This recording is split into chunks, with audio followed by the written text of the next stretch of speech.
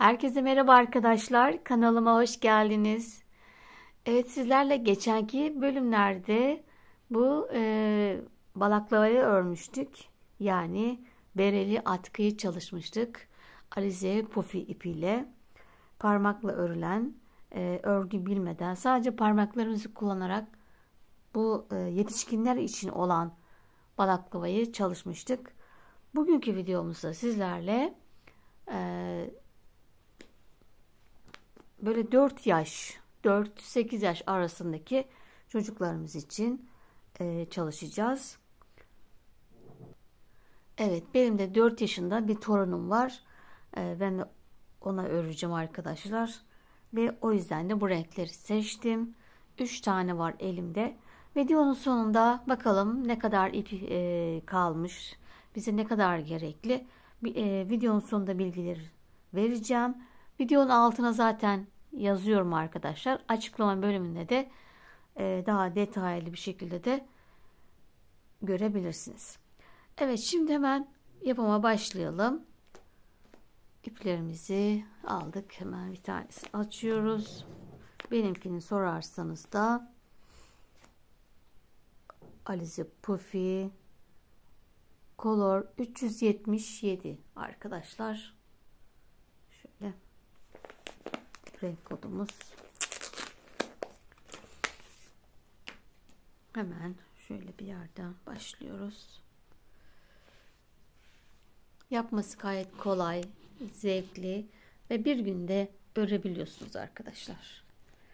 Şimdi şöyle iplerimizi açalım, düzeltelim. Ve her zaman ilk başlarken baştaki ipimizi kesiyoruz.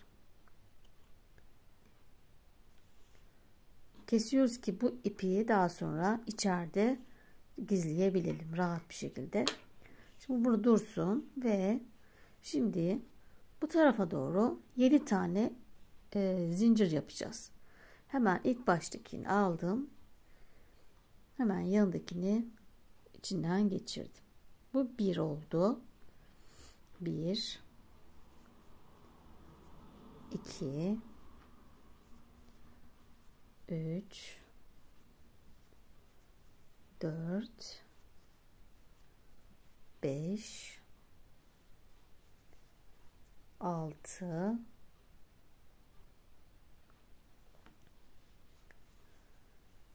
ve 7. Evet, 7 tane zincir yaptık. Şimdi ikinci sıraya geçiyoruz. İkinci sıramızda ilk yaptığımız zincir buradaydı. Şurası oluyor. Buraya batmadan yanındakinden başlıyoruz. İkinci sıramız. Hemen 1. Bu 1'di. 2 olmuş oldu. 2 3 4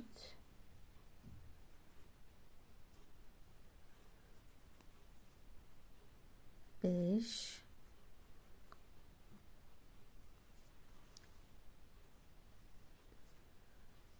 6 ve 7. İsteyenler bir ters bir düz yapabilir. Şu an hep düzden çalışıyoruz. Dediğim gibi isteyen bir düz bir ters. Tersi arkadan alıyoruz. Süveterde çalışmıştık daha önce. Şimdi birinci sıramızı yaptık. Zinciri saymıyorum. O zincirdi. Şimdi sayalım.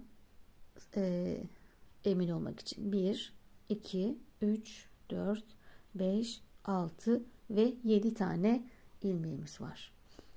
İkinci sıradan hemen başlıyoruz tekrar. 1. Eğer bir düz bir ters yapacaksanız terste öndekinin içinden geçiyoruz. Şu şekilde. Diğerini arkadan bir ters bir düz, terste öndekinin üstten arkaya çekiyoruz. Ama ben şu an düz çalışacağım. Hepsini düz çalışacağım. Çünkü şapkamızın arkası hepsi düz. Ben de beğendim öyle. Şimdi ikinci sıramızı da yine hepsinin içinden tek geçiyoruz.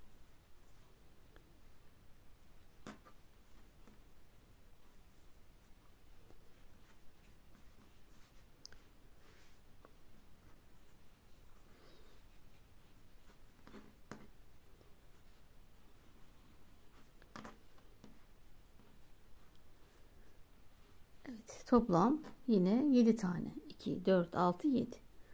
Üçüncü sıramdayım. Yine baştakinden önce ilk baştakinden geçiyorum.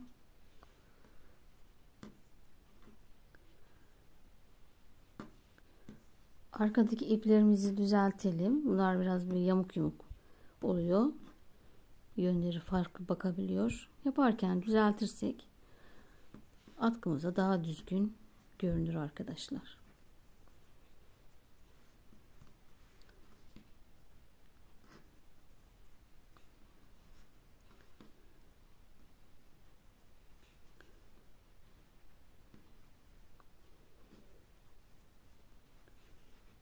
Evet. 2, 4, 6, 7.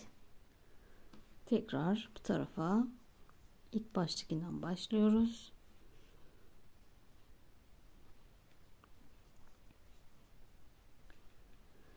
Bu şekilde istediğimiz ölçüye gelene kadar örelim. Parmakla aralarından geçirerek devam edelim. Daha sonra ben de size sayı vereceğim. Yani ölçü vereceğim. Metre ölçüsü. Evet, bu şekilde örmeye devam ediyoruz. İsteyenler 8 ile başlayabilir. Ama çok kabarık olduğu için şu an 7 bana göre iyi. Evet arkadaşlar, birinci yumağımı bitirdim. Şimdi ikinciyle devam edeceğim. Birleştirirken de nasıl yapıldığını da size bir daha göstereyim istedim.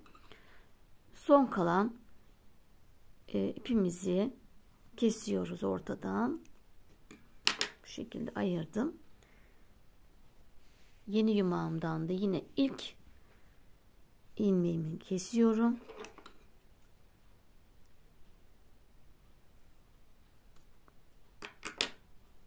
Şimdi bunu tam şurada dipten iki ilmeğin dibinden bağlıyoruz. Sanki hiç kopmamış, yeniden başlıyormuş gibi. Tam 0'a 0 dibinden bağlayalım. Bunları da sonra aralarda ipimizi saklayacağız.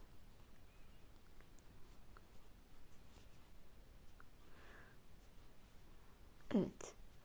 Görüntü bu şekil olacak. Hemen yanından devam edecek ilmeklerimiz. Şimdi kaldığım yerden devam ediyorum. Biraz daha öreceğim.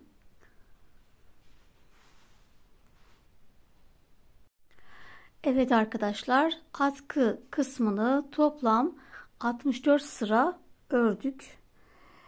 Bu standarttır. Bunu isteyen daha böyle benim torun 4,5-5 yaşlarında, daha küçükler için bunu 55-60 arası olabilir. Veya daha yetişkin 8 yaş, 7-8 yaş büyük çocuklar için de daha da büyütebilirsiniz. Bunları böyle tabii ki siz giydirirseniz daha da kolay olur. Şimdi bu benim için yeterli. Şimdi burada ipimi kestim. Şu şekilde 2 tane uzun bıraktım parçamı. Şimdi kapatırken buradan değil de diğer taraftan başlayacağız ve bu şekilde ilmeklerimizin içinden geçeceğiz.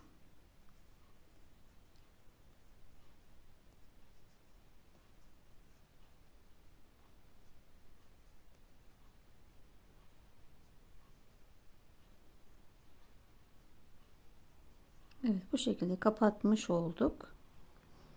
Şimdi en son bu kestiğimiz ipi de bu ilmeğimiz içinden geçiyoruz. Bu Şu şekil kapattık. Bunu da şu aralardan geçerek şöyle saklayalım. Şurada da bir düğüm atayım. Daha çıkmasın diye. 2 tane düğüm attım. Evet. Bu şekilde bitirdik. Sıra geldi bere kısmını yapmaya. Şimdi bere kısmını yaparken ben tam ortaya yapmayacağım bereyi. Daha önce yetişkinler için yaptığımızda olduğu gibi, eğer onu izleyen varsa bilir. Orada yana gelecek şekilde yapmıştık. Ortaya değil, daha şu tarafa, mesela bunu taktığınızda atkımızı bu şekilde dolayabileceğiz. Bu uzantılar ön kısma gelecek. Ortaya yaptığımız zaman, yani bereyi ortaya yaptığımız zaman bu uzantılar arkaya denk geliyor ve hem görüntü olarak hoş olmuyor, hem de boğucu, hani taşıma olarak da zorlanılıyor. O yüzden bunu da yine yandan yapacağım. Yani önce şu kısım kısa olacak, diğer taraf uzun olacak. Bir sıra boynumuza dolayabileceğiz. Şimdi bu şekilde atkımızı buradan bu tarafa 13 tane 14 tane sayacağım. Şuradan başlıyorum. 1 2 3 4 5 6 7 8 9 10 11 12 13 ve 14. sıra. Burası. Buraya işaretleyici koyuyorum. Şimdi buradan bu tarafa yapacağız. İşaretleyiciden sonra bu tarafa 14 tane, pardon 16 tane sayıyoruz. Şimdi burası, bundan sonrası, işaretleyiciden sonra 1 2 3 4 5 6 7 8 9 10 11 12 13 14 15 ve 16. 17.'ye işaretleyicimi takıyorum. Evet, şimdi bu iki işaretleyicinin içine beremizi yapacağız. Daha küçükler için, daha böyle 3 yaş 2 yaş için bunu 14'e düşürün. 14 iyi olacaktır. Veya tekrar bir deneyin. 13 de olabilir. Bu şekilde daha da bunu küçültebilirsiniz. Evet, şimdi ipimizle ip takacağız tekrar. Şuradan başlayalım.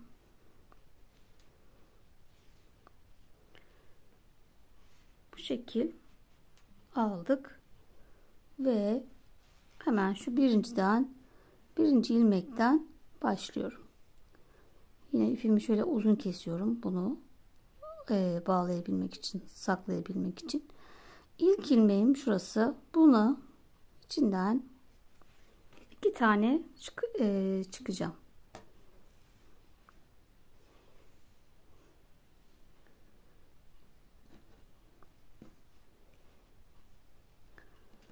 Evet, bir tane çiftle başlıyorum.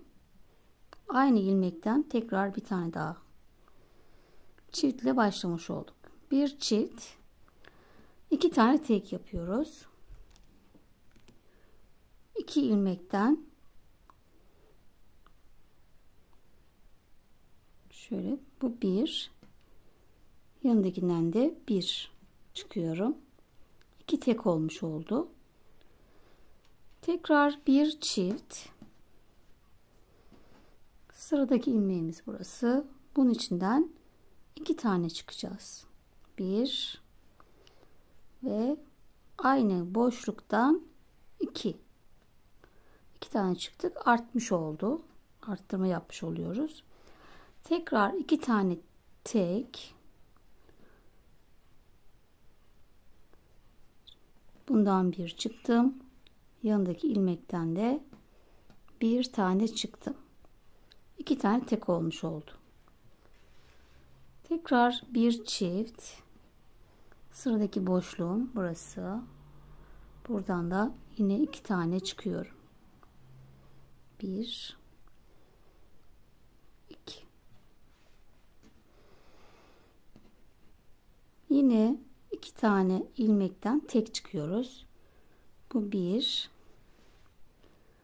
Yanındaki ilmekten yine bir tane çıktık. 2 tane tek olmuş oldu. Sıradaki boşluğumuza çift çıkacağız. 1, yine aynı boşluktan 2. Yine 2 tane ilmeğimizden tek çıkıyoruz. 1, yanındaki ilmekten yine 1. 2 tane tek yaptık. Bir çift, aynı ilmekten, bu aynı boşluktan bir tane daha çıktım. 2 tane ilmekten tek çıkalım. 1, yanındaki boşluktan da yine 1. Evet, 2 tane tek yaptık. Ve son kalan ilmeğimizden çift çıkıyoruz. 1, yine aynı boşluktan 1. Evet, 2 tane çıkmış olduk. Yani bir çift 2 tek, bir çift 2 tek, bir çift 2 tek şeklinde sona kadar, işaret içimize kadar hepsini bitirdik. İlmeklerimiz çıktık. Şimdi her birinden aralarından geçiyoruz.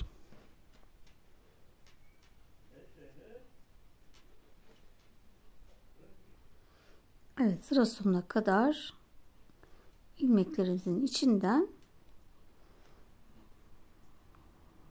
düz bir şekilde örüyoruz.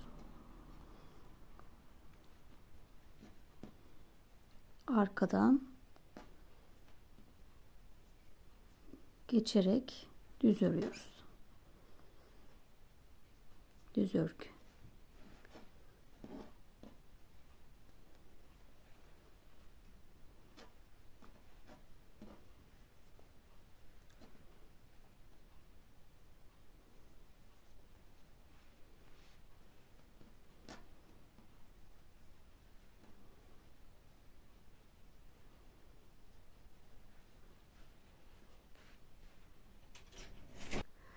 Evet, birinci sıramızı bitirdim arkadaşlar ve 22 tane ilmeğim var. Şimdi ikinci sırayı yapıyorum ve hemen buradan ikinci sıradan gelen iple devam ediyoruz. Şimdi bu tarafa doğru gidiyoruz. Her ilmeğin içinden bir tane çıkalım.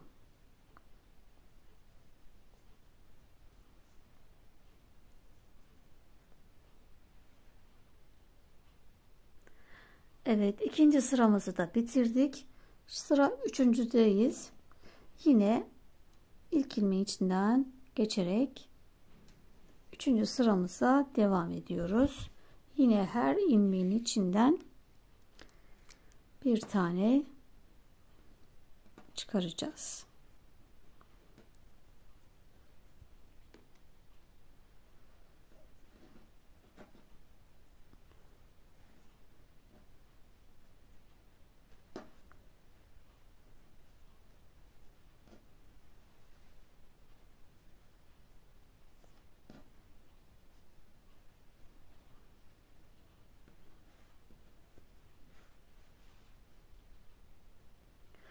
Evet, üçüncü sıramızı da bitirdik. Eksiltme artırma yapmadan yine her ilmekten tek çıktık. 22 tane ilmeğimiz var. Şimdi dördüncü sıradayız ve beremizin arka kısmının biraz yuvarlatmak istiyoruz. Burası sivri olmasın diye azaltma yapacağız. Şimdi başlangıçtan itibaren şu ilk ilmeğimiz burada. Sıradan gelenden yine başlıyoruz. 6 tane ilmek çıkalım. 1 2 3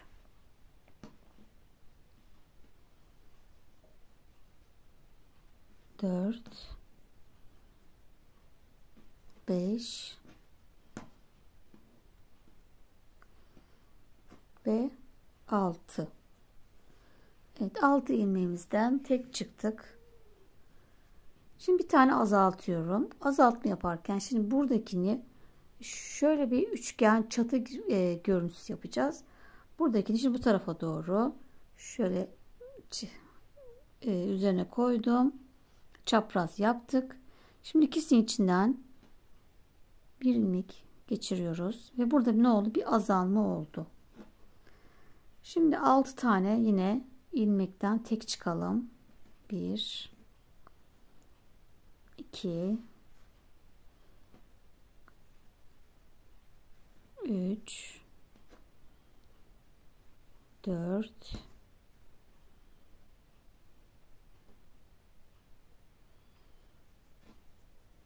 5 ve 6.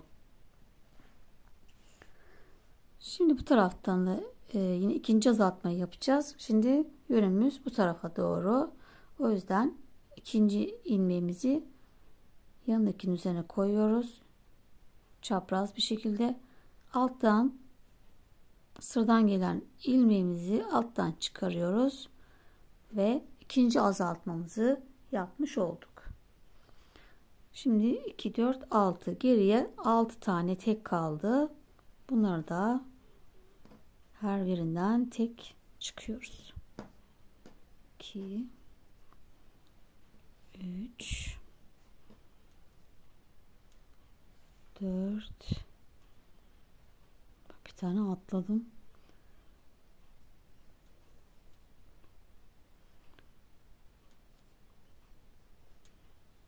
Ve 6 tane düz ördük. Ve 4. sıramızı bitirdik. Şimdi 5. sıradayız. Yine 6 tane tek ilmek çıkacağız. Hemen sıradakinden başlıyoruz. 1 2 3 4 5 ve 6. 6 taneden tek çıktık. Şimdi yeniden azaltma yapacağız. Yine bu tarafa doğru çapraz yapıyoruz. Ve sıradaki ilmekten alttan içinden geçirdik. Ve yine azalmış oldu. Yönümüz bu şekilde. Şimdi 4 taneyi tek geçelim. 1 2 3 ve 4. Yine şimdi bu tarafa yapacağız. Azaltmayı ve bu şekilde çapraz yaptık. Sıradaki ilmeği de alttan geçiriyoruz. Yine eksiltme yaptık. Ve kalan 6 tanenin içinden tek geçiyoruz. Hepsinden bir tane 6 ilmek.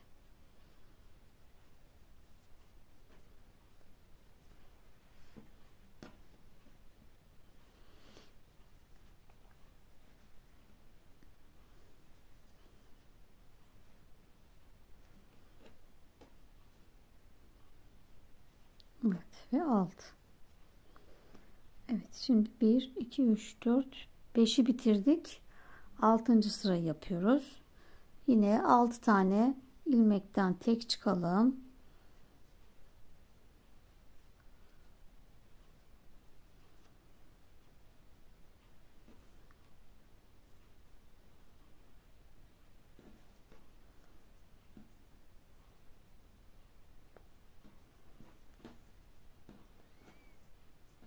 6 tane yaptım.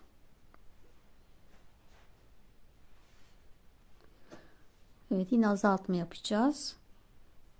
2 ilmeğimizi şöyle çapraz yapıyoruz. Alttan geçirdim ve eksiltme yaptım. 2 tane ilmeğimizin arasından tek geçelim. 1 2, tekrar bir azaltma yapıyoruz bu tarafa.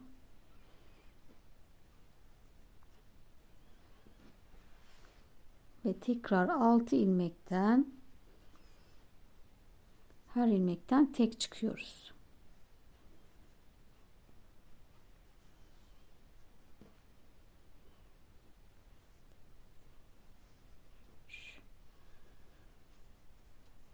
Dört, 5 ve 6. Evet. Evet, 6'yı bitirdik. 7.deyiz. Yine 6 tane ilmekten tek çıkıyoruz.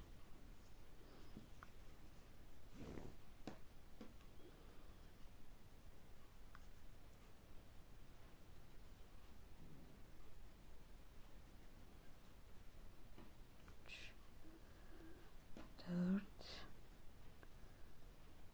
5,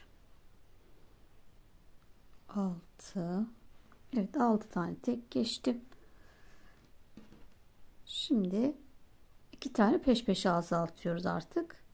Şöyle yönlerini bu tarafa yaptım. Sıradakinden geçtim. Tekrar azaltıyoruz. Yine bu sefer bu tarafa doğru çapraz yaptım. Alttan çıktım ve gördüğünüz gibi üçgen bir görüntümüz oldu. Ve geri kalan 6 tanenin de içinden hepsinden tek çıkıyorum.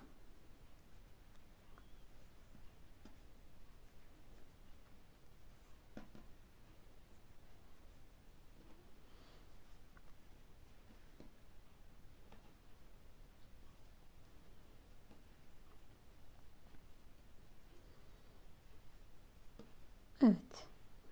Bu sıramızı bitirdik. 7 bitirdik. 8'deyiz. 8 ve son sıramız. Yine 6 tane ilmekten tek çıkalım. 2 3 4 5 ve 6. Şimdi burada bir tane azaltma yapacağız. Nereye olduğu fark etmez. İster böyle, ister bu şekil. Şöyle çapraz yapıyoruz ve son azaltmamızı da yapıyoruz. İçinden geçirdik. Ve kalan 6 taneden de yine tek çıkıyor, ilmek çıkarıyoruz. Bu son sıramızdı. Ve bere kısmını bitirdik. Şimdi birleştirmesini yapacağız. Evet, 6 tane düz ördüm. 6 burada, 6 burada, bir de ortada var. 6, 12 ve 13 tane ilmeğimiz kaldı. Şimdi ipimizi koparalım. Evet, şöyle 2 ilmeği arasından kesiyorum. Tekrar aralarından kestim. Evet, şöyle uzatmış olduk. Şimdi şöyle katlayalım. Düz kısmı birbirine bakacak şekilde katladık.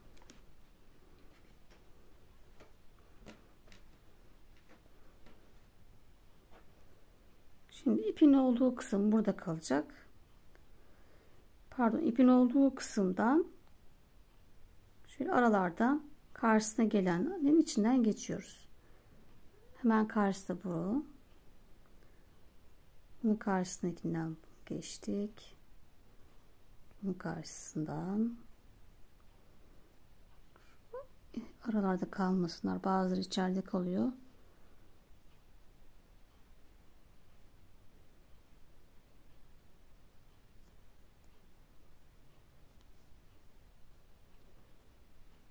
İçeride kalmış olabilir mi?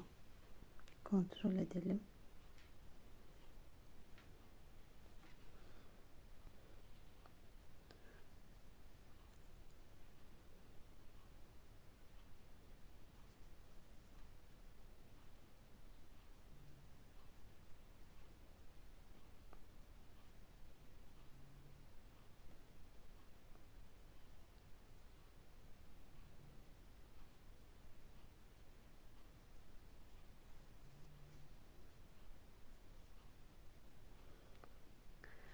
Evet, toplam 6 tane ilmeğimin içinden geçtim arkadaşlar.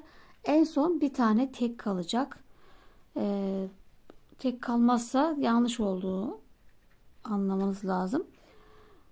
Bir yerlerde fazlalık, eksiklik olabilir. Bazen arttırma yapmış olabiliyoruz yanlışlıkla. Evet, tek kaldı. Bunu da şimdi bu tarafa doğru örerek bu şekilde kapatıyoruz. Her birinin içinden geçerek bu şekilde kapatalım.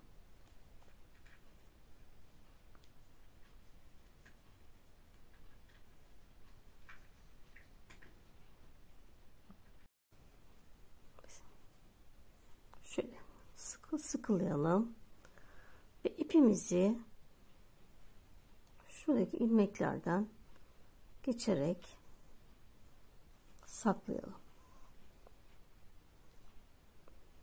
Tığ olsa daha iyi olurdu.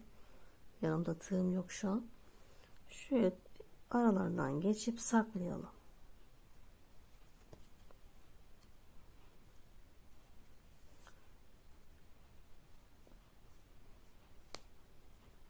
Evet. Şapkamız bu şekilde bitirdik. Arkamızda böyle. Evet, şapkamızı bitirdik arkadaşlar. Şimdi şu şekilde kulak çalışacağız. Tabi bunu yapmak isteyenler yapacak. Herkes kulak yapmak zorunda değil. Sevmeyenler yapmasın. Şimdi önce ipimizin şöyle içinden yine baştaki 2 taneyi açıyorum. Ve şimdi bu tarafa, kestiğim yerden bu tarafa 5 tane ilmeğin içinden geçiyorum. Yani 5 tane zincir çekiyoruz. Bu 1 2 3 4 ve 5 zincir yaptık.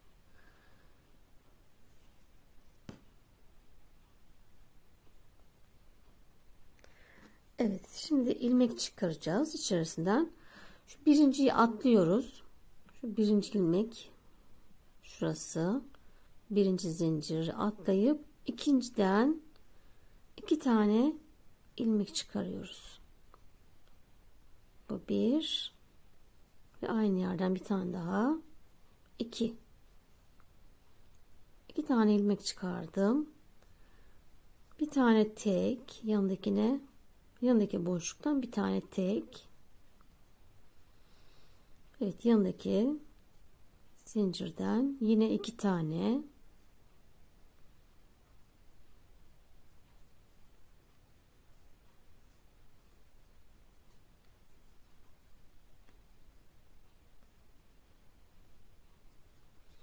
Ve son kalan zincirimden bir tane tek çıkarıyoruz.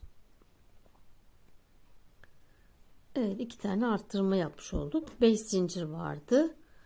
2 tane arttık. Toplam 7 tane ilmeğimiz oldu. 1 2 3 4 5, 6 ve 7. 7 ilmek. Şimdi ikinci sıradayız. Biri atlıyoruz. İlk ilmeğimize bir şey yapmadan atlayıp yanındakinden devam ediyoruz. 1, 2,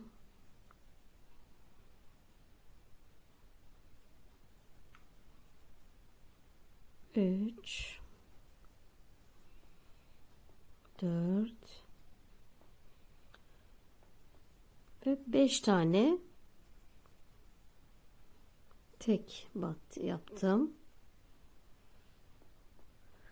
Evet, yine baştakini atlıyoruz. Yanındakinden devam ediyoruz. 1,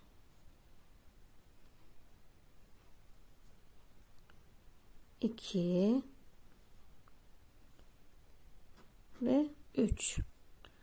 Yine yanındakini atladık. Bunu yapmadık. Ortadakiler 3 ilmeği yaptık.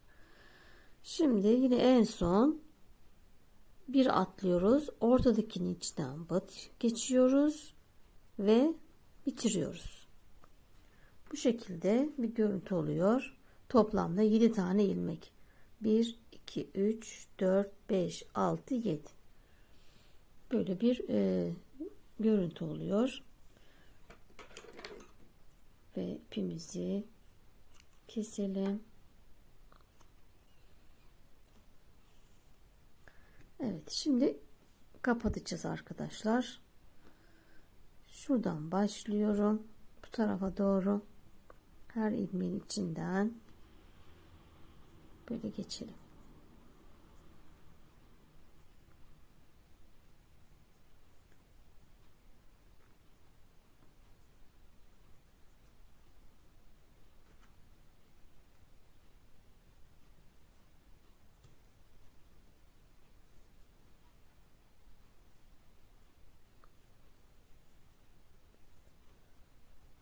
Evet, son ilmekten de geçtim.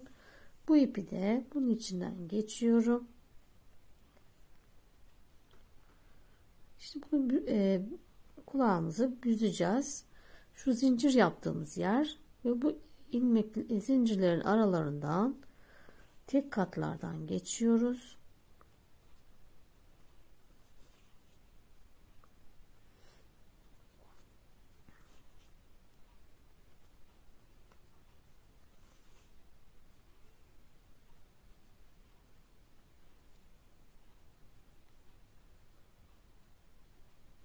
Evet, her aradan geçtim ve şöyle biraz büzüyoruz ve büzdüğümüzde böyle içeriye doğru girmiş olacak.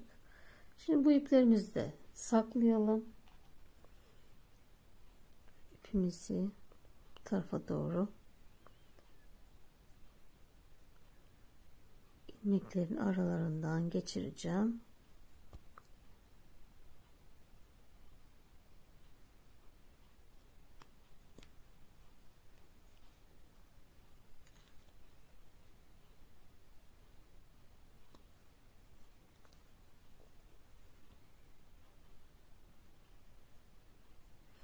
Ve kulaklarımızı bitirdik.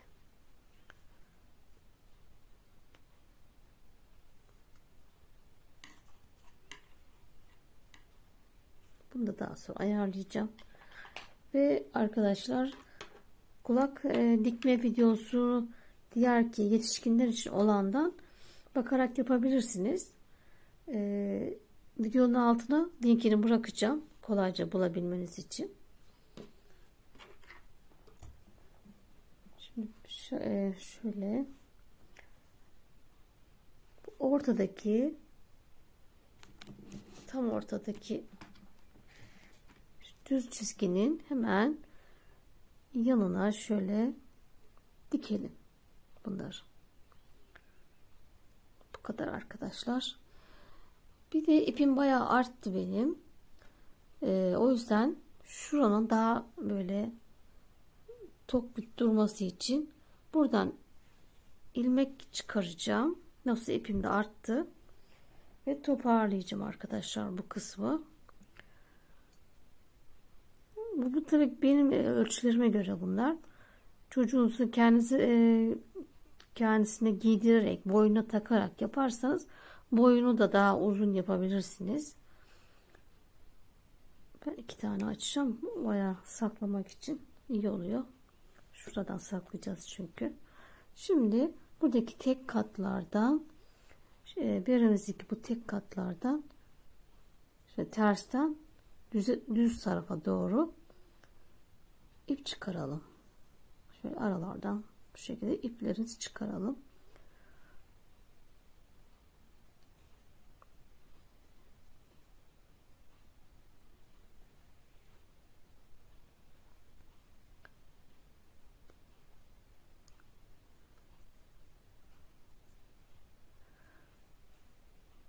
Ben 7 ile başladım. Daha büyük çocuklar için işte 7, 8, 9, 10 yaş, bunlar için de 8 daha iyi olabilir. Benimki 4, 5, 6, 7 yaşları. Çünkü ip zaten çok yoğun bir ip. Kalın yaparsanız çok da ağır gibi gelir bence. Bu bana göre iyi gibi geldi. Zaten çok yumuş bir ip.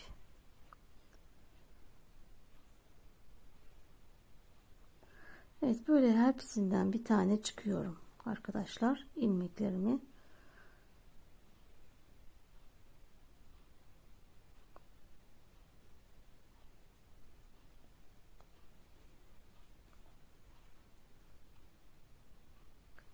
Evet, bütün ilmeklerimin arasından geçtim. Sadece üst kısmından ve ipimizi yine kesiyoruz. 2 tane ilmek olacak şekilde kestim.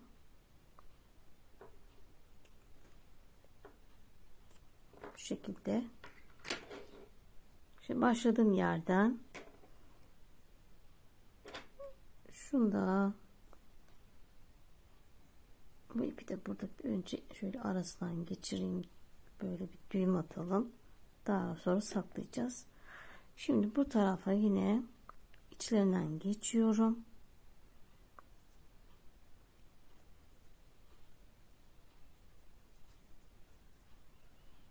Ve burayı daha düzgün bir görüntü yaptık.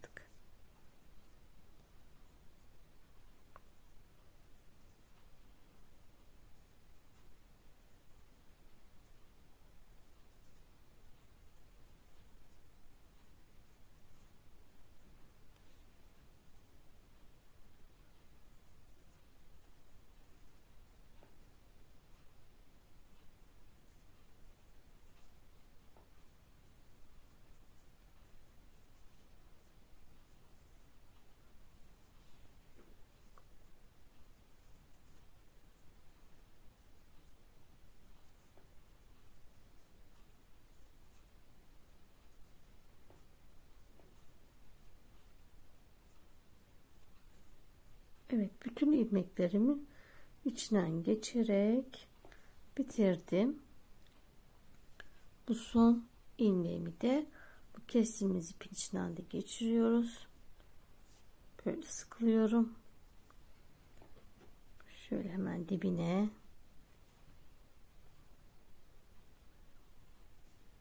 içinden de geçip şöyle bir zincir yaptım, sabitledim buraya ve ilmeklerin aralarından geçerek iplerimizi saklayalım.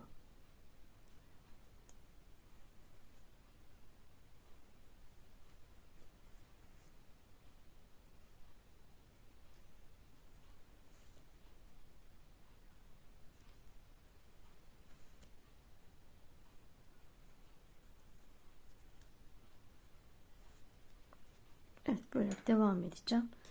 Bunu da öyle bu tarafa devam edelim.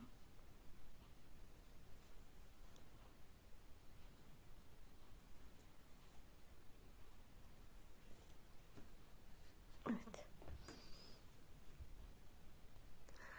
Evet arkadaşlar, 4, 5, 6, 7 artık o yaş grubuna göre bir balaklava yani bereli atkı yapmaya çalıştım. Ben torunuma çalıştım. Sizler de sevdiklerinize veya sipariş alıp yapabilirsiniz, satabilirsiniz. Kulaklarımızı böyle dikeceğiz ve yumuşacık, bu soğuk kış ayları için çok güzel, bir kolay, bir günde oturup örebileceğiniz bir çalışma yaptık. Dediğim gibi başlangıçlarınızı değiştirebilirsiniz. Ben 7 ile başladım. 8'de daha büyük çocuklar için 8 ile başlayın. 7 yaş çocuklarından büyüklerine, daha ufaklarına da işte 7, 6 o şekilde yapabilirsiniz. Evet, tekrar yeni videolarda görüşmek üzere. Hoşça kalın.